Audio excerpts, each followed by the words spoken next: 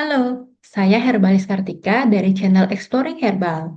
Di dunia ini, ada jutaan jenis herbal atau tanaman obat dengan kandungan fitokimia dan khasiat terapinya yang beragam atau khas. Oleh karena itu, kita tidak perlu hanya bergantung atau mengandalkan satu atau beberapa jenis herbal saja, apalagi jenis herbal tersebut tergolong mahal dan langka. Kecuali herbal-herbal itu memang paling unggul di kelas terapinya, menurut evidence base. Kalau tidak, kita bisa menerapkan prinsip repurposing atau mengganti jenis herbal itu dengan jenis herbal lain yang relatif lebih murah dan mudah didapat, asalkan setara atau lebih baik dari sisi khasiat dan keamanan. Di channel ini, Anda dapat menemukan banyak info seputar jenis herbal yang mudah ditemukan di Indonesia, beserta informasi terkait fitokimia dan khasiatnya yang tentu terkini dan terpercaya. Semoga dapat menambah wawasan dan membantu Anda untuk menemukan alternatif terapi alami yang cocok untuk Anda. Selamat menyimak!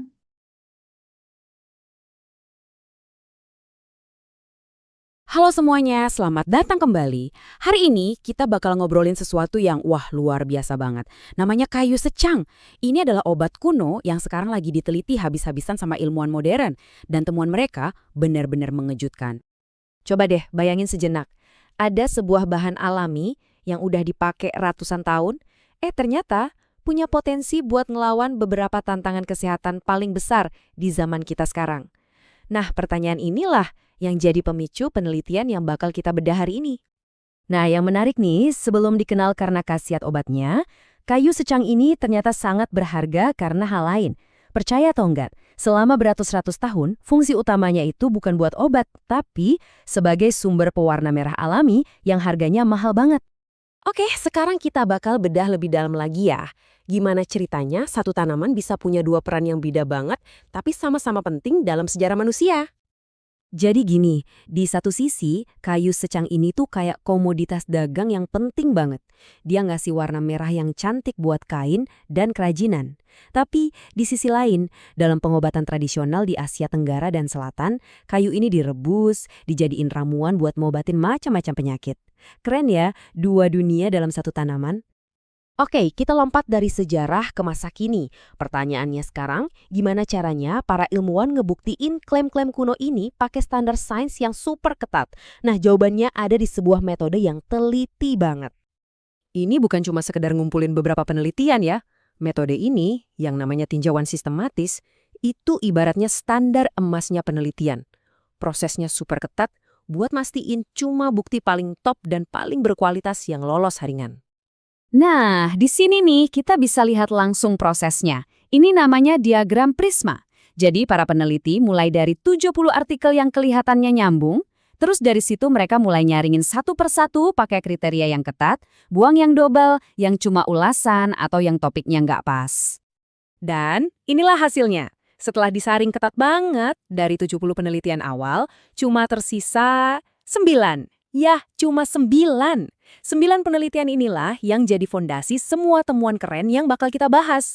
Ini nunjukin betapa eksklusif dan berkualitasnya bukti yang mereka pakai. Jadi, pertanyaannya sekarang, apa sih yang sebenarnya ditemuin dari 9 penelitian super berkualitas ini? Oke, ayo kita bongkar satu persatu kekuatan kayu secang yang udah terbukti secara ilmiah. Yang pertama, kayu secang ini ternyata jagoan banget buat ngelawan peradangan atau inflamasi. Dan cara kerjanya itu nggak cuma satu loh, dia bisa nenangin alarm peradangan di tubuh kita, terus dia juga mencegah pemicu utamanya. Dan yang paling keren, ekstrak utuhnya itu seringkali lebih manjur daripada kalau senyawanya dipisah-pisah. Ini namanya efek sinergi. Jadi mereka kerja bareng-bareng biar hasilnya maksimal. Berikutnya, kemampuan antibakterinya. Ini gila sih, keren banget. Slide ini nunjukin kalau kayu secang itu efektif buat ngelawan macam-macam bakteri jahat. Mulai dari bakteri gram positif kayak Staphylococcus sampai gram negatif kayak E. coli. Bahkan bakteri di mulut yang bikin gigi berlubang pun bisa dihajar sama dia. Dengan cara ngehambat pembentukan biofilm. Biar kebayang seberapa kuatnya, coba lihat temuan yang satu ini. Dalam sebuah penelitian langsung pada anak babi yang kena infeksi E. coli, ekstrak kayu secang ini hasilnya ternyata seefektif antibiotik konvensional. Ini bukti kuat banget kan kalau dia punya potensi jadi alternatif antibiotik. Apalagi sekarang banyak bakteri yang udah kebal obat. Oke, kita lanjut lagi ya. Karena penelitiannya nggak berhenti di situ aja. Para ilmuwan sekarang nemuin potensi yang benar-benar mengejutkan buat penyakit-penyakit modern. Nah, ini dia salah satu temuan yang paling bikin tercengang. Pakai pemodelan komputer, para peneliti nemuin satu senyawa di kayu secang, namanya fisetin tetrametil ether. Waktu mereka bandingin kemampuannya buat nempel ke target protein diabetes, ternyata ikatannya lebih kuat daripada metformin. Itu obat andalan buat diabetes tipe 2 loh. Emang sih, ini masih tahap simulasi komputer, tapi ini petunjuk yang sangat-sangat menjanjikan. Dan seolah-olah itu semua belum cukup, ada lagi nih, area penelitian modern yang super penting. Potensi kayu secang buat ngelawan HIV. Ini benar-benar nunjukin betapa kayanya tanaman ini sama senyawa-senyawa aktif. Terus gimana cara kerjanya? Gini deh, saya coba jelasin sesimpel mungkin. Bayangin aja virus HIV itu punya kunci buat masuk ke sel kita dan berkembang biak. Nah, ada senyawa di kayu secang namanya sapanchalcone. Bentuknya itu pas banget buat nyumbat lubang kunci tadi. Jadi, kuncinya si virus nggak bisa masuk. Kalau enzim virusnya udah keblokir, ya udah dia nggak bisa bikin salinan dirinya lagi. Mekanismenya spesifik dan kuat banget. Oke, setelah kita lihat semua potensi yang luar biasa ini, pertanyaan selanjutnya yang logis banget adalah, terus gimana? Apa langkah selanjutnya biar penelitian ini bisa jadi obat beneran yang bisa kita pakai? Tentu aja perjalanannya masih panjang, nggak bisa instan. Hasil di lab emang menjanjikan banget, tapi sekarang harus dibuktiin ke manusia lewat uji klinis yang ketat. Terus, ekstraknya juga harus distandarisasi biar dosisnya konsisten dan aman. Dan terakhir, harus dipastiin aman buat dipakai jangka panjang. Ini langkah-langkah wajib sebelum bisa beneran sampai ke apotek.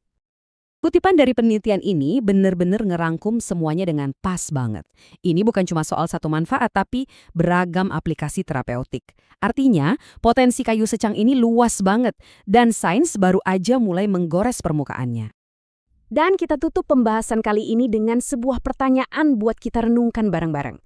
Di zaman serba canggih ini, saat kita terus nyari obat di lab-lab modern, mungkinkah terobosan terbesar berikutnya justru tersembunyi, nunggu buat ditemuin kembali di dalam kearifan alam yang udah ada ribuan tahun? Terima kasih udah nyimak.